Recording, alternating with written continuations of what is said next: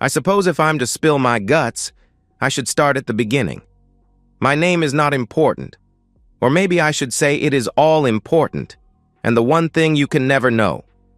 You see, I was supposed to kill a man. Oh, he deserved it. Or at least I was told he did. I'll never really know for sure. I never met the man. I never even spoke to him. I was told to just do whatever it took.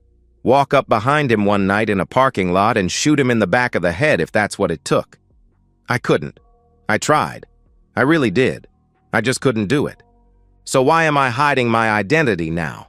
I didn't commit the crime. What do I have to fear? It's simple. There are others I must protect. I made a deal with the devil, and the devil will always have his due. I used to think that my life was hell. Funny that. I was just biding my time in hell's waiting room. This is the real hell. I tried to solve my problems with a shortcut, and in the end, I traded one nightmare for another. You see, I was married to, well, maybe I'd best leave her name out of it too. I don't want this to get back to the wrong people. Let's just call her the cheating woman. That's what I call her. Men are so stupid. Some unfaithful woman comes along and seduces men with ease. Then the next thing they know, they're down on one knee offering her their heart and thinking they're the luckiest guy in the world. That's what I thought. Trust me, I wasn't. My heart was the one thing that did not interest her. She wanted everything else. She kept me well-loved and happy, pushed out 2 kids, and then that two-way loving relationship became a one-sided and demanding endurance contest to see just how much I could withstand before I broke.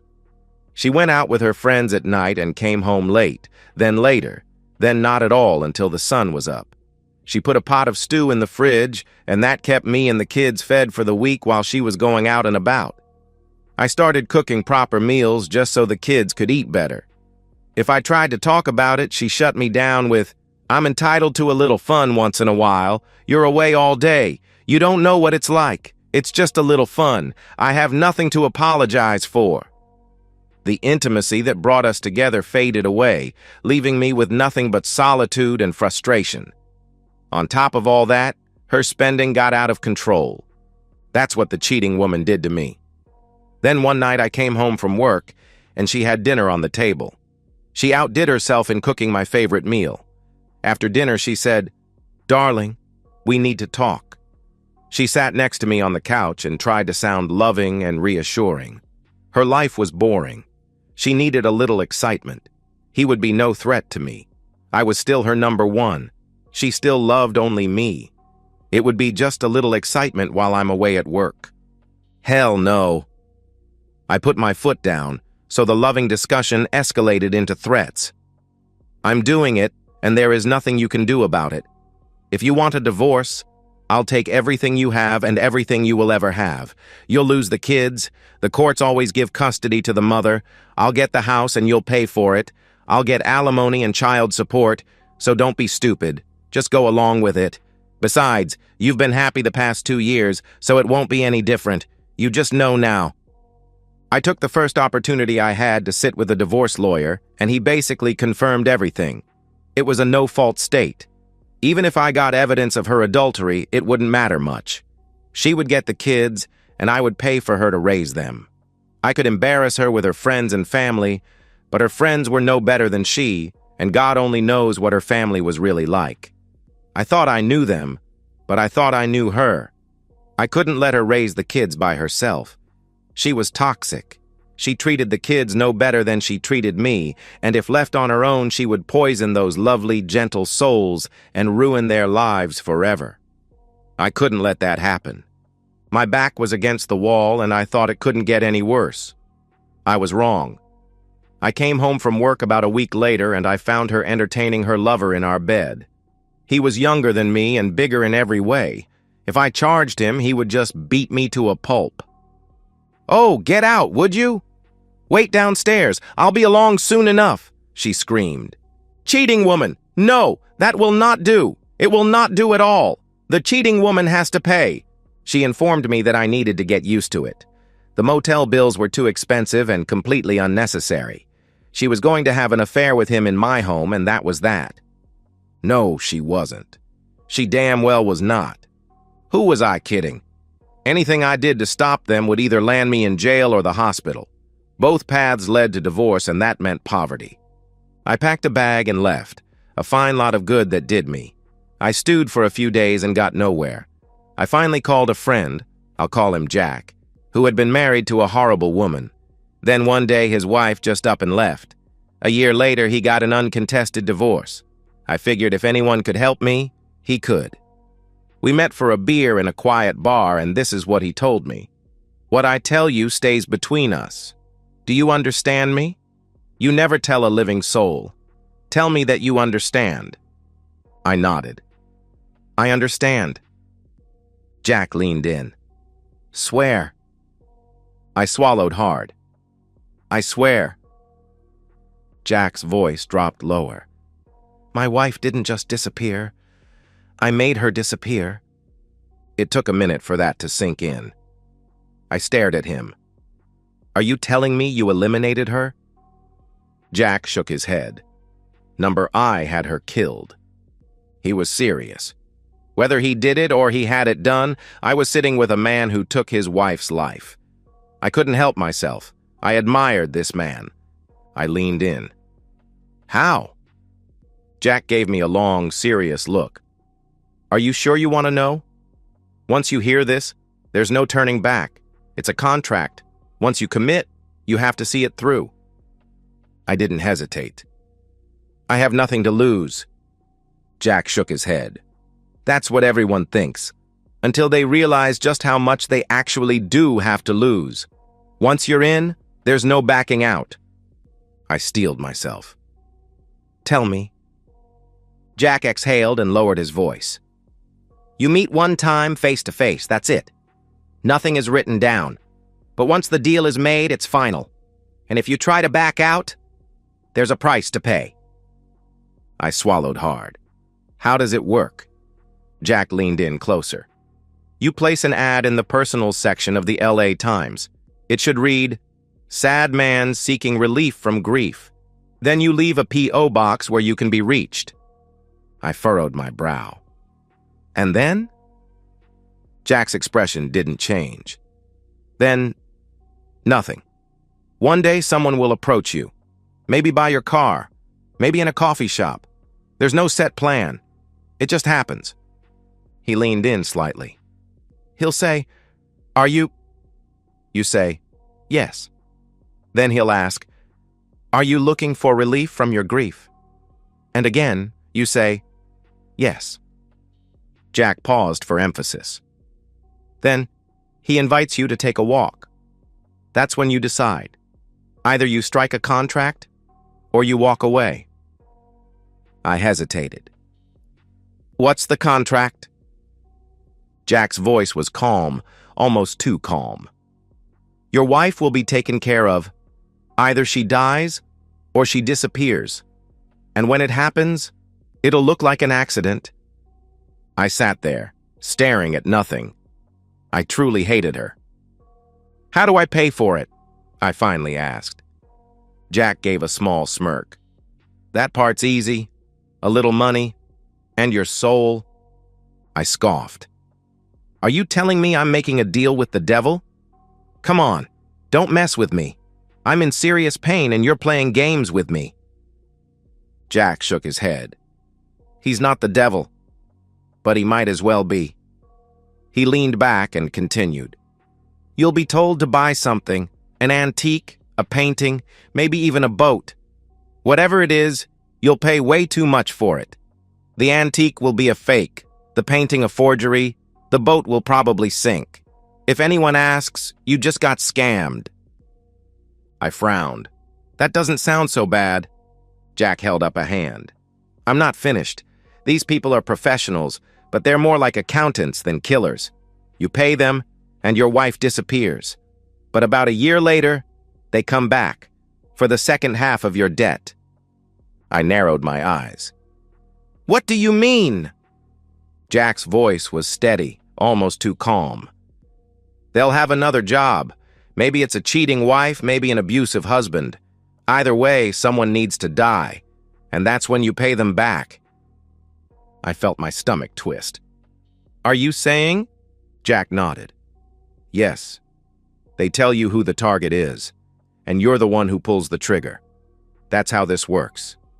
The only reason you get your wife taken care of is because someone else before you agreed to do the same.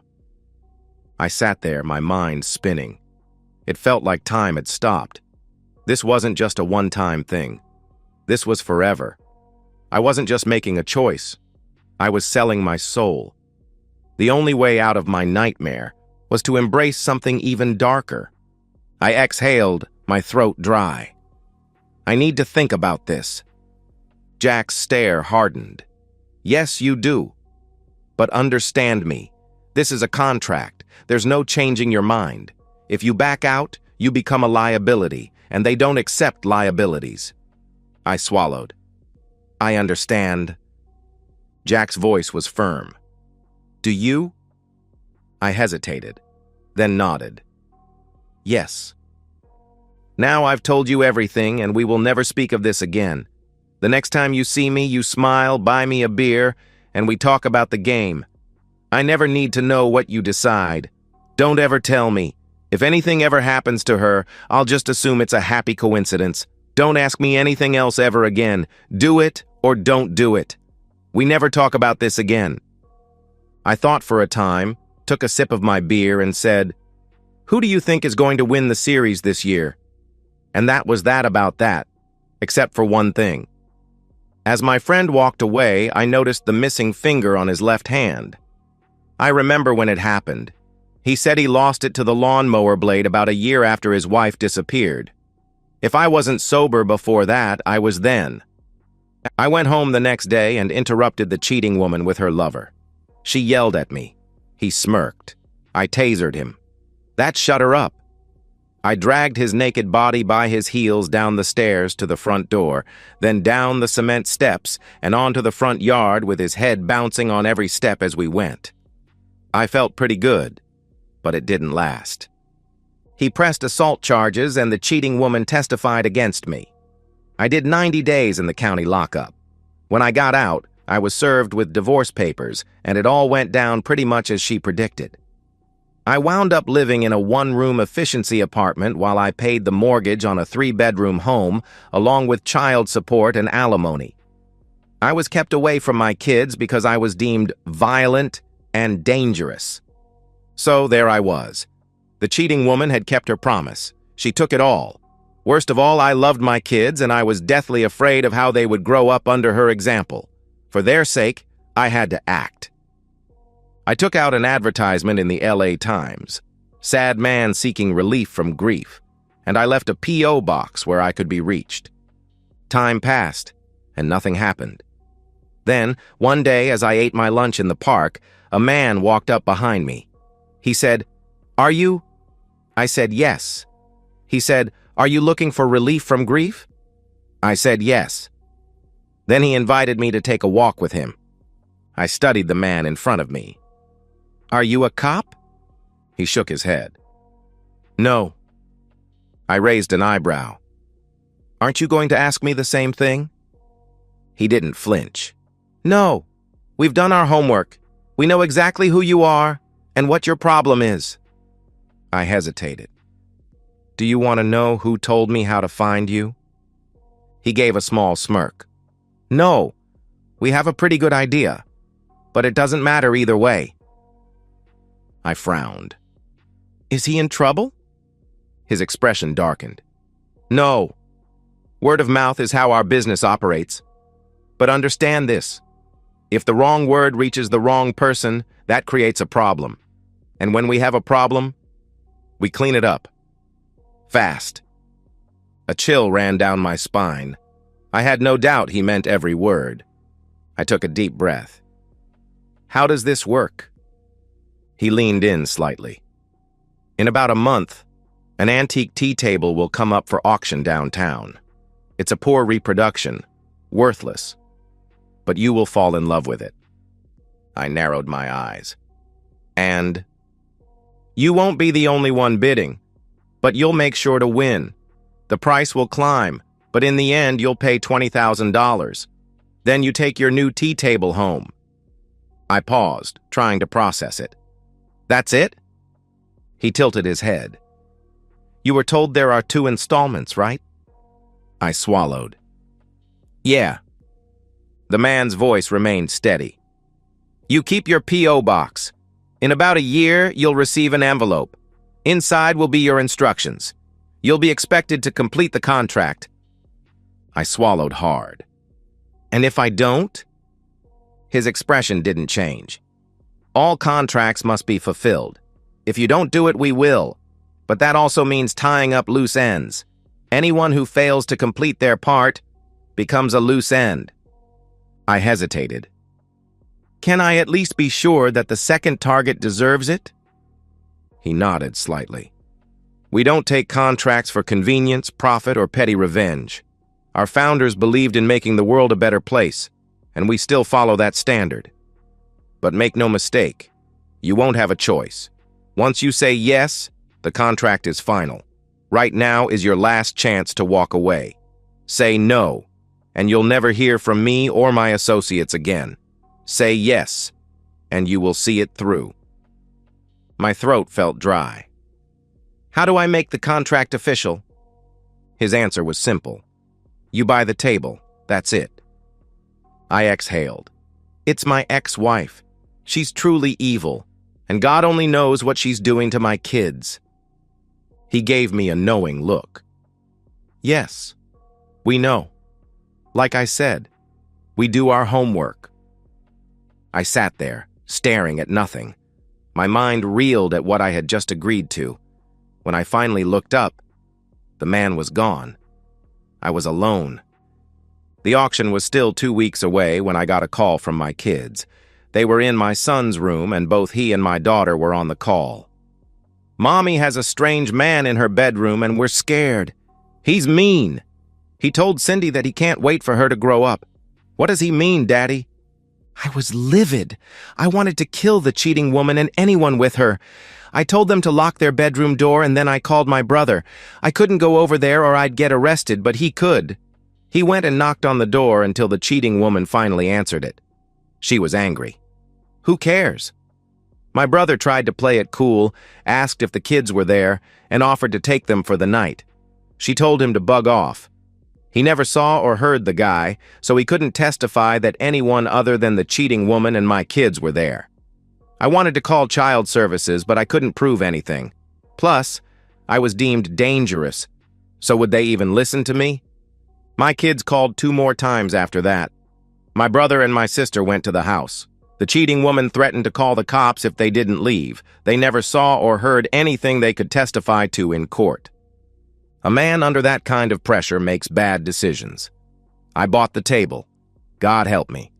But I bought the damn table, and from that moment on, my fate was sealed. 6 weeks later, after getting numerous calls from my kids, I had a knock on my front door. 2 uniformed cops were standing there.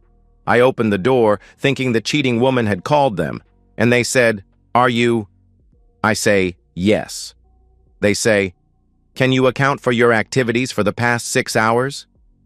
I say, "I was at work until almost 6, then went to the food store for a few things, and I've been sitting here since." "Why are you asking?"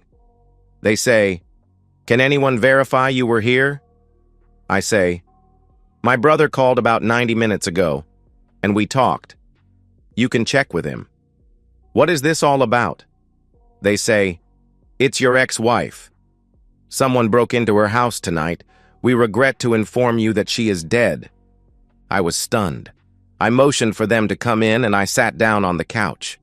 For a time, I forgot they were there. I just sat there, thinking about that discussion months before, looking at that damn table, and I broke down and cried. "That's right," I cried. They weren't tears of joy. I didn't laugh, and I didn't celebrate. She was an evil, cheating woman, but I felt a weight on my shoulders, the likes of which I had never felt before. "What about my kids? Are they all right?" I asked. "Yes, sir. Apparently they were upstairs doing their homework and never knew what was happening. Your daughter came downstairs and found her mother. She's pretty shaken up. I've got to go to her." Then I remembered the protection order. "You have to help me. I beat up my ex-wife's boyfriend when she brought him into our home. It was back before we were divorced. She got a protection order as part of the divorce settlement, and I'm not allowed near my kids. You have to help me." The officer's tone was calm. "Your brother and sister are with them now." I narrowed my eyes. "You've spoken with my brother?" "Yes, sir." I let out a frustrated sigh. "So you knew I was here the whole time, but you still had to give me a hard time? Really?" The officer shrugged. "It's our job, sir." "Get out!" I was enraged. Even though I knew you don't hit a cop, not hitting them took everything I had in me. They couldn't start by telling me my kids were safe. I called my brother, and he picked up on the second ring. "Get your back over here. You really think we're going to enforce that protection order? Your kids are asking for you." That was all I needed. I was in the car and driving like a maniac. I got to my brother's place in record time. My kids were shaken up, but they were okay. It was in some ways the worst and the best night of my life. We went to a lawyer, and he filed the papers. Child Services interviewed my kids, and the judge lifted the protection order. I had my kids back. I cleaned up the house, and we moved back. I tore up the carpets, painted the walls, and did everything I could to make it a different house than the one where my wife was killed. I tried to erase the memories from my children's minds. I got them therapy. My brother and sister wanted me to go, and for a time I did. But I could never tell the therapist what was really bothering me. What bothered me was the calendar. Week by week, month by month, I knew what was coming. Week after week, I went to the P.O. box and checked my mail. Week after week, the box was empty. I started telling myself they'd forgotten me, but I knew better. About a year after my wife's death, there was a large manila envelope in my box with no return address.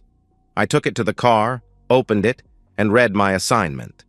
It said that he beat his first wife and had a fondness for children. His second wife had two, a boy and a girl.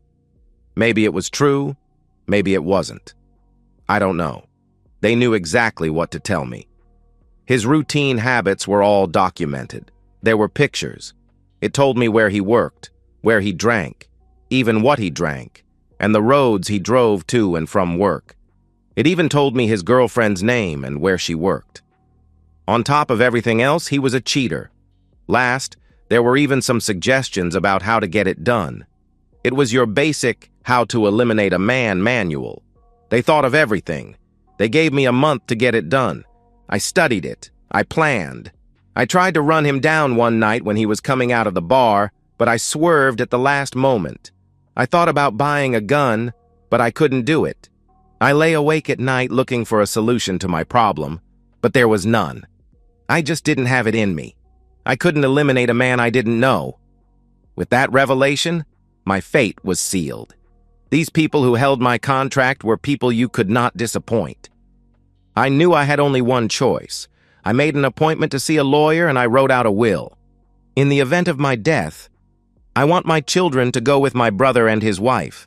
They are good people who have always wanted children. They will raise them right. About 2 months after I got the package, I read in the paper that a man had been found in an alley, beaten, robbed, and killed. It was brutal. Someone worked out their anger on him. I recognized the name, and I knew what was coming. I worried about my kids and put double locks on the windows and doors. I knew I couldn't hide for long, so I did the only thing I could do for my kids. I started eating my lunch in the park. I figured I couldn't stop them, but I could control where it happened. So that was my friend's story, or most of it anyway. I guess it falls to me to finish his sad little tale. You see, I'm Jack. It was a Tuesday about a month after that guy got killed in the alley. I walked up to my friend as he ate his lunch alone in the park, and I sat down beside him. I sat down beside him on the bench. "I heard your wife died." He didn't look at me. "Yeah." I exhaled. "Good. The kids are better off." His gaze stayed fixed on the ground. "Yeah." Frustration bubbled up inside me. "Damn it, I told you! I told you the contract was binding!" This was a conversation I never wanted to have. It wasn't supposed to happen this way. He finally spoke, his voice hollow. I know. I thought I could do it, but I couldn't. My friend turns for a moment and looks at me. He had tears in his eyes. He seemed to be looking at that missing finger on my left hand. I knew what he was thinking. Yes, I had hesitated once. Losing my finger was the encouragement that I had needed way back when. He looked away. It seemed for a moment he was studying the autumn leaves, the burst of color that marks the end of summer and the approach of winter. It's okay. I know the price I have to pay. I'm at peace with it. At least my kids are safe and happy. I didn't get you into any trouble, did I? Not really, I said. I put my hand on his shoulder. For an instant, I felt my soul burn to ash, and I knew that my eternal fate was sealed. I put the barrel of the gun behind his left ear, and with one hard, cold tap, all that he knew was gone. And that's the end of today's story. If you enjoyed it, please give this video a thumbs up and drop a comment below. Your support helps the algorithm push my content further. If you're new to the channel, don't forget to hit that subscribe button. It really helps me keep creating more stories for you. Thanks for watching, and I'll see you in the next one.